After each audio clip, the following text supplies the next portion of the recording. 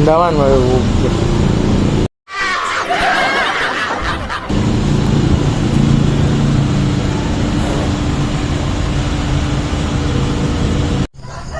Good morning mga tropa. So first morning ni tropa natin sa bahay, si Honda Winner X. Check natin kung ilang odometer yung inabot hanggang dito sa bahay, galing sa Digos City to Cotabato. Ayan. Check time 5:39 ng umaga. Kita ni mga tropa, sobrang dumi niya dahil inabot kami ng ulan sa daan pag uwi namin kahapon. Tapos ginabi na kami. 7:30 kami dumating sa Awang. Sa bahay mga mag-e-8 na nang dumating kami. Kita niyo naman na sobrang dumi.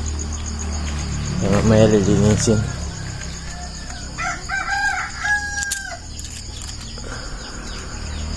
Siyempre kasama natin si RFI. Kahapon dalawa kami ni Bunso. Sila magkatabi. Dito na sila inabutan ng umaga.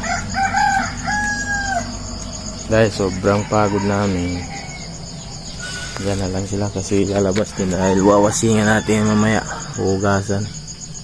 Ayan, bagong bago pa rin kahit marumi. Ayan, check natin yung kanyang odo.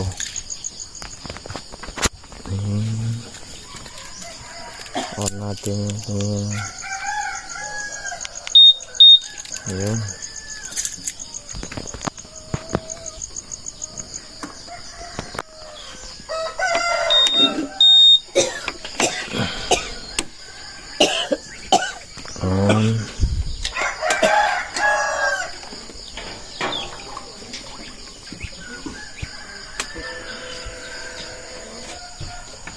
Basang-basa pa yung kanyang panel. Ayan. Sobrang ganda nung kanyang panel mga tropa, maliit lang siya.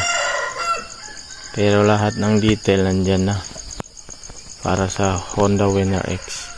So ito yung odo niya. Hanggang dito sa amin.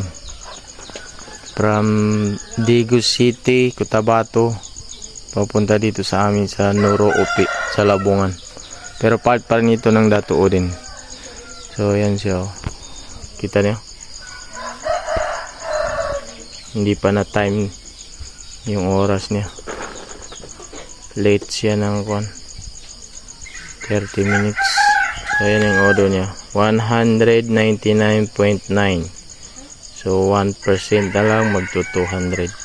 So from Digos City to Cotabato, pupunta dito sa amin sa Labungan, OP Datuo din Sinsuat, ay magto 200 kilometer. Tama ba yan? Trip A, trip B. Oo nga, tama nga, ganun.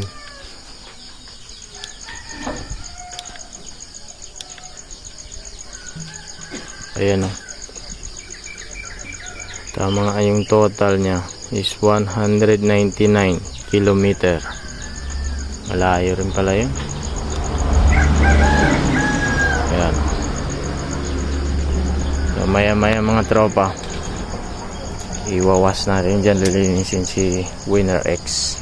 So yun lang, good morning.